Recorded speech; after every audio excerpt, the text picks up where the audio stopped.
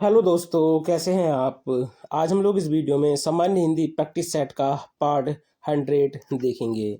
इस सीरीज में आपको सामान्य हिंदी के 20 मोस्ट इंपोर्टेंट क्वेश्चन देखने को मिलते हैं जो आपको UK triple S group C के एग्जाम होने हैं, उन सभी के लिए ये क्वेश्चंस काफ़ी महत्वपूर्ण हैं। तो चलिए वीडियो को शुरू करते हैं। तो आज का पहला क्वेश्चन है, भारत में चीनी तिब्बती भाषा परिवार का प्रतिशत कितना है। तो देखिए, भारत में 4 भाषा परिवार हैं, भारोपीय, द्रविड़, ऑस्ट्रिक और चीनी तिब्बती। तो चीनी तिब्बती का जो प्रतिशत है, ठीक है, भारत में बोलने वालों का प्रतिशत, वो है 0.7%। यानी ऑप्शन बी जो है हमारा राइट हो जाएगा। भारोपीय परिवार का जो है 73% है, द्रविड़ का 25% है, ऑस्ट्रिक का 1.3% है और चीनी तिब्बती का 0.7। अगला क्वेश्चन हो जाएगा, अबहट्ट की पूर्वकालीन अवस्था है। तो अबहट्ट की पूर्वकालीन अवस्था है, अगर हम क्रम देखें तो सबसे पहला आती है, देखिए, हमारा संस्कृत। सबसे पहला आती है हमारा संस्कृत। संस्कृत के बाद आती है हमारी पाली। कौन सी आती है? पाली। पाली के बाद आती है प्राकृत।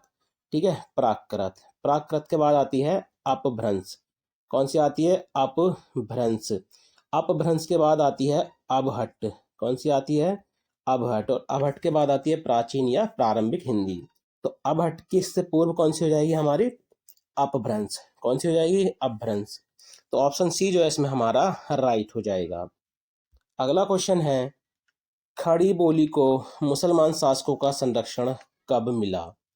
तो खड़ी बोली को मुसलमान शासकों का जो संरक्षण मिला था गाइस, वो कब मिला था? तो राइट आंसर हो जाएगा हमारा 18वीं सदी में। कब? 18वीं सदी में। अगला क्वेश्चन हो जाएगा, बंगाल में सूफियों द्वारा प्रचारित अवधी भाषा का नाम क्या है। ठीक है, तो देखिए, बंगाल में सूफियों द्वारा प्रचारित अवधी भाषा का नाम क्या है। तो आप याद रखना, गोहारी। ठीक है, गोहारी या फिर देखने को मिलेगा आपको गोहियारी। ठीक है, और ब्रजाबुली क्या है? तो बंगाल में कृष्ण भक्त कवियों द्वारा प्रचारित भाषा का नाम क्या था? ब्रजबुली। अगला क्वेश्चन हो जाएगा, हिंदी विद्यापीठ देवघर की स्थापना कब हुई। तो देखिए, हिंदी विद्यापीठ जो कहाँ पर है? देवघर में। कहाँ पर है गाइज? देवघर। कहाँ पर है? झारखंड में। तो हिंदी विद्यापीठ की जो स्थापना है वो कब हुई थी? तो आप याद रखना, 1929 में। यानी डी ऑप्शन जो है हमारा राइट हो जाएगा। अब जैसे देखिए, हिंदी नागरिक प्रचारणी है, उसकी स्थापना 1893 में की गई थी। हिंदी साहित्य सम्मेलन जो है प्रयाग में 1910 में हुआ था। ठीक है, और हिंदुस्तानी अकेडमी की स्थापना 1927 में हुई थी। दक्षिण भारत हिंदी प्रचार सभा जो है मद्रास में 1927 में गठित हुई थी। ठीक है, राष्ट्रीय प्रचार समिति बड़ौदा में 1936 में स्थापित की गई थी। अगला क्वेश्चन हो जाएगा, निम्न में से मूर्धन्य वर्ण नहीं है। तो निम्न में से देखिए, मूर्धन्य वर्ण जो है वो नहीं है। तो सबसे पहले बात करें, देखिए, मूर्धन्य वर्ण कौन कौन से होते हैं। ठीक है, मूर्धन्य वर्ण कौन कौन से होते हैं। तो सबसे पहले बात करें हम लोग स्वर में। तो स्वर में जो ऋषि होता है, ऋषि ऋषि वाला, ये क्या होता है? मूर्धन्य होता है। ठीक है, मूर्धन्य होता है। टा वर्ग, ठीक है, जो हमारा टा वर्ग है, वो जो है क्या होता है? मूर्धन्य होता है। टा, ठा, डा, डा, न, ठीक है, मूर्धन्य होते हैं। उसके अलावा जो हमारा ये वाला शाह है, ठीक है, ये हमारे क्या होता है? मूर्धन्य होता है। अब देखिए, इसमें जो क्या पूछ रहा है कि निम्न में से मूर्धन्य वर्ण नहीं है, तो ऑप्शन डी। ठीक है, ऑप्शन डी वाला जो है ये क्या हो जाएगा? तालव्य। कैसा हो जाएगा ये? तालव्य। तो ये हो जाएगा तालव्य। अगला क्वेश्चन हो जाएगा, दक्कनी हिंदी को उत्तरी भारत में लाने का श्रेय किसे जाता है। तो दक्कनी हिंदी को उत्तरी भारत में लाने का जो श्रेय जाता है वो किसको जाता है? तो आप याद रखना, शायर वली दक्कनी को। किसको? शायर वली दक्कनी को जाता है। अगला क्वेश्चन हो जाएगा, किस अनुच्छेद के तहत राष्ट्रपति भाषाई अल्पसंख्यक वर्गों के लिए विशेष अधिकारी की नियुक्ति करता है।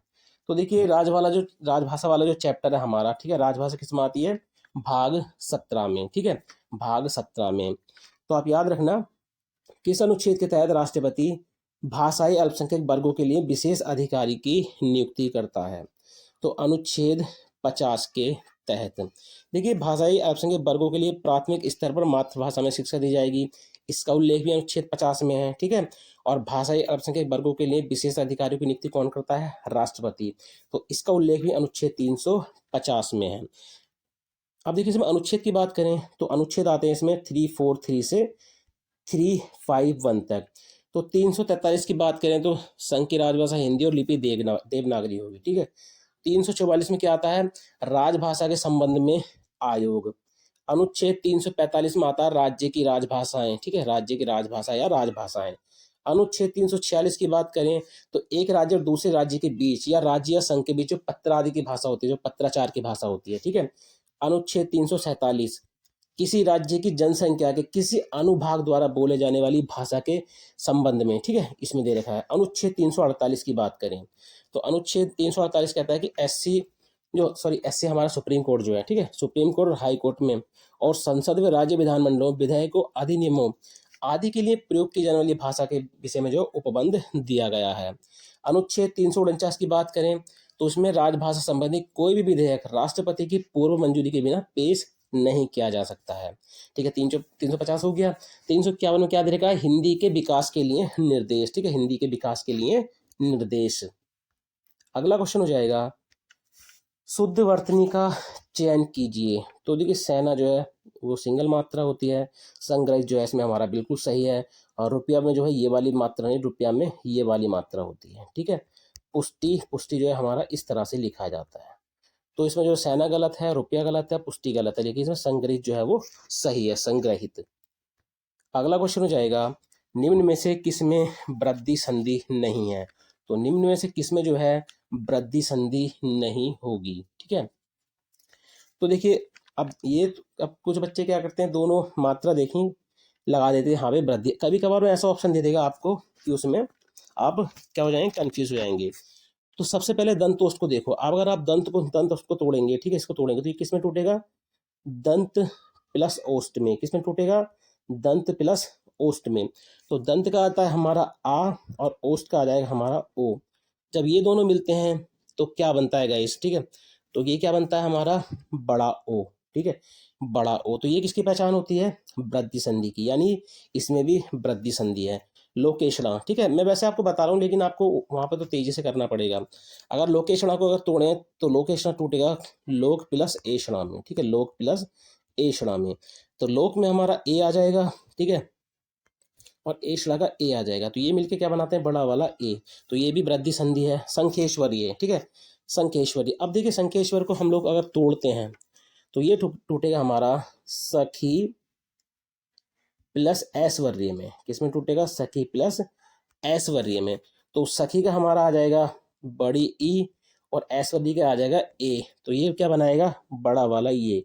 और ये किसकी पहचान होती है? यण संधि की, ठीक है। तो इसमें दंतोष, लोकेशना और एक एक ये वृद्धि संधि है, लेकिन संकेश्वर में जो है कौन सी संधि है? यण संधि। कौन सी है इसमें? यण संधि। अगला क्वेश्चन हो जाएगा, हिंदी में कृत प्रत्ययों की संख्या कितनी है? तो देखिए, हिंदी में जो कृत प्रत्ययों की संख्या है वो है 42। कितनी है? 42। अगला क्वेश्चन हो जाएगा, गमन शब्द को विपरीतार्थक बनाने के लिए आप किस उपसर्ग का प्रयोग करेंगे?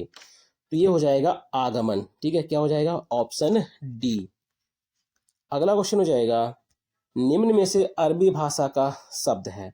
तो निम्न में से जो है देखिए, अरबी भाषा का शब्द कौन सा हो जाएगा? गुलाब फारसी का है, किशमिश फारसी का है, बुखार फारसी का, लेकिन हलवाई, हलवाई जो है ये अरबी भाषा का शब्द है। किसका है? अरबी भाषा का शब्द है। अगला क्वेश्चन हो जाएगा, निम्न में से तत्सम शब्द है। तो निम्न में से जो है तत्सम शब्द कौन सा है? तो ये हो जाएगा तीर्थ, ठीक है, और इसका तत्वब क्या होता है? तीरथ। क्या होता है इसका तत्वब? तीरथ। अगला क्वेश्चन हो जाएगा, उत्कोच किसका पर्यायवाची है?